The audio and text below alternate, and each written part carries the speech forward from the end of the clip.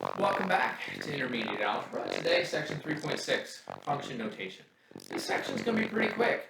Basically, we're going to plug in numbers and see what comes out. That's going to be the whole thing. But we do have some notation we have to get used to. Hence the name of the section, function notation. So here we go. Let's just dive right in. F of x is equal to 10x minus 5. So let's start with that.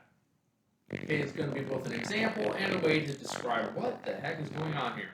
First of all, you might have just heard me say f of x. So that's this bit right here, f with the parentheses x. That is not multiplication. F is the name for my function. And the parentheses x tells me what my domain variable is. Okay? It tells me what variable I am plugging numbers in for. It's the input variable, if you will. Another way to think of this whole f parentheses x bit, the f of x, is it's really kind of a replacement for the y that we saw in the last section. Just now we have a way to describe what's being plugged in. So it's kind of similar to y, but this is our function notation. And then the 10x minus 5 that's on the other side, that's the rule that we get so that we know to tell us, that's the rule we have to tell us how to get from the domain number value that we plug in to the range value that goes with it. So remember in the last section we talked about how you can use a rule to describe a function, and it gives you a way to say, okay, let me plug in 2 and see what comes out, or 7 and see what comes out.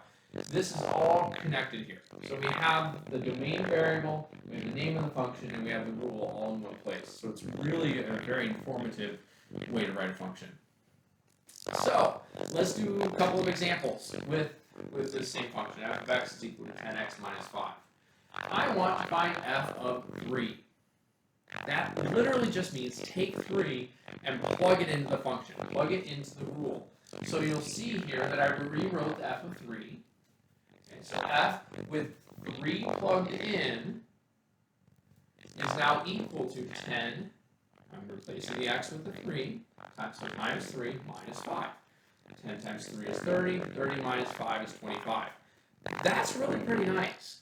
So basically, any place you have that domain variable, in this case we only had one, but sometimes you'll have functions where you have, x squared and x both in there or something like that. You just plug in the number that you're trying to plug in, and you get an answer out. Now, what do you have to be careful of with this? Well, basically that's it. You just have to be careful. Okay? I'm going to go out on a limb. I think you all know how to multiply, how to add, how to do exponents, all the kinds of things that you might see here, but you just have to be careful. Especially watch out for those negative numbers, because if you made it this far, negatives can really get in the way of things and mess things up. Alright, let's do one more example here. Find f of a. Well, that's kind of a weird example, right? A is not a number, but it's still going to do the same thing, except it's just almost silly in this context. But we're going to put in a for our domain variable, which just replaces the x with an a.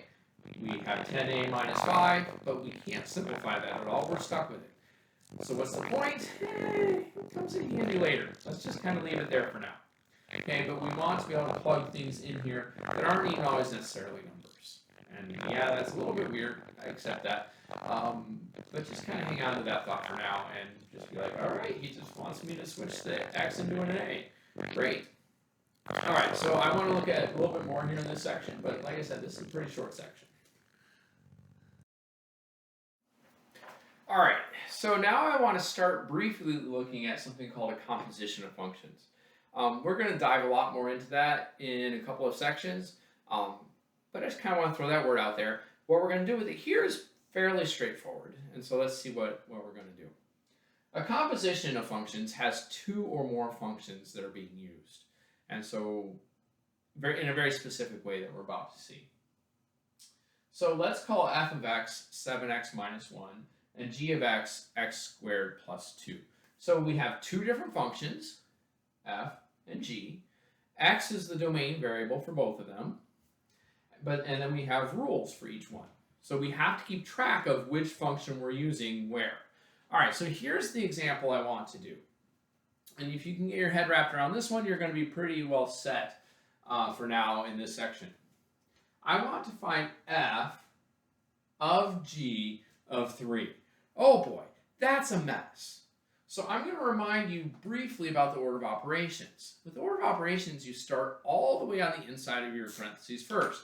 And so we're going to do something similar here. On the inside, we have g of 3. So f is going to be the last thing we do here. Okay, and so it's a little bit weird, but I think once you get the hang of it, you'll be okay. So I actually am starting by finding g of 3.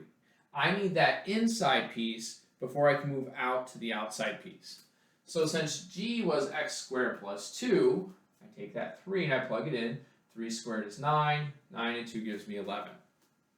Okay, so hopefully you're with me so far. We have one more step we have to make, and it's not terrible, but it sometimes messes people up. Now we're going to take that 11, and since g of 3 is 11, we're going to find f of 11, right? We had f with g of 3 on the inside, but now that we know g of 3 is 11, we're going to replace it. So we never plug 3 into f here. Okay, we did the inside part, we got 11, and that's why that is now on the inside of my f function. Okay, so let's see that again. The g was on the inside, we plugged in 3 and got 11. So now 11 takes the place of the g of 3. So then we take the 11 and we plug it into f. The rule said 7 times x minus 1, so we do 7 times 11 minus 1. 77 minus 1 is 76. So these are like two-step functions. You do the one on the inside first and get an answer, and then you take that and you move to the one on the outside. So that you don't use 3 twice. Okay, we put it in G, and then we got that answer, and that's what went into F. So be really careful with these. Good luck, and have fun.